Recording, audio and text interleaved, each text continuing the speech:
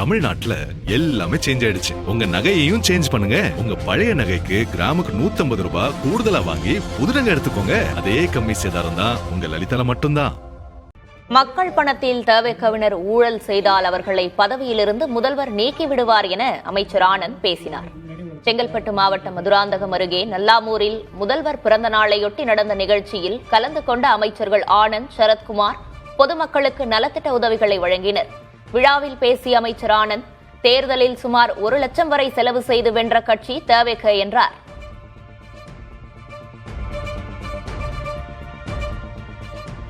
எல்லோரும் பல கோடி ரூபாய் செலவு பண்ணி தேர்தலில் இது வரைக்கும் பார்த்துருப்பாங்க.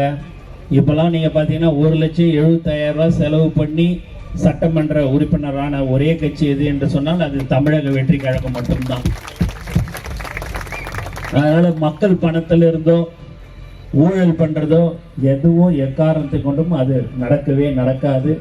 அப்படி நாங்கள் யாராவது தவறு செய்தால் உடனடியாக தலைவர் தளபதி அவர்கள் எங்களை அந்த பதவியிலிருந்து நீக்கி விடுவார் என்பதை தெரிவித்துக் கொள்கிறேன். உள்ளாட்சி தேர்தலிலும் இடைத்தேர்தலிலும் தவிகவுடன் இந்திய யூனியன் முஸ்லீம் லீகின் கூட்டணி தொடரும் என சிறுபான்மை நலத்துறை அமைச்சர் ஷாஜஹான் கூறினார். திருவாரூரில் செய்தியாளர்களை சந்தித்த அவர், மக்கள் தொகை கணக்கெடுப்புக்கு பின்னர் முஸ்லீம்களுக்கான இடஒதுக்கீடு உயர்த்தப்படும் என முதல்வர் விஜய் கூறியுள்ளதாக தெரிவித்தார். இஸ்லாமியர்களுக்கு வழங்கப்பட்டிருக்கக்கூடிய இந்த 3.5% இடஒதுக்கீட்டை 5% உயர்த்தி தர வேண்டும் என்ற கோரிக்கையும் அது நடக்கும்.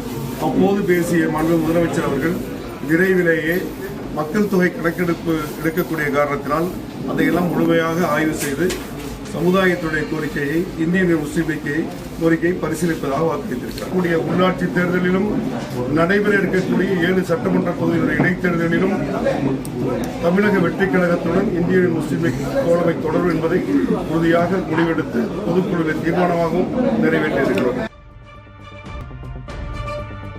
தென்காசி மாவட்டம் மலையடிப்பட்டியில் தொல்லியல் துறை மேற்கொண்டு வரும் அகழாய்வில் 2500 ஆண்டுகள் பழமையான செங்கல் படிக்கிணறு கண்டறியப்பட்டுள்ளது.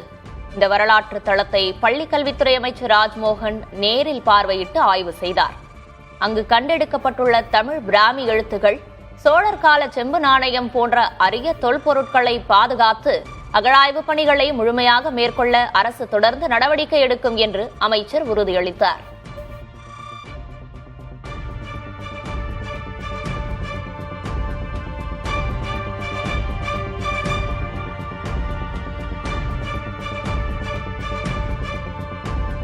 தமிழ்நாட்டுல எல்லாமே சேஞ்ச் ஆயிடுச்சு. உங்க நகையையும் சேஞ்ச் பண்ணுங்க. உங்க பழைய நகைக்கு கிராமுக்கு 150 ரூபாய் கூடுதலா வாங்கி புது நகை எடுத்துக்கோங்க. அதே கம்மி சேதாரம் தான் உங்க லலிதால மட்டும்தான்.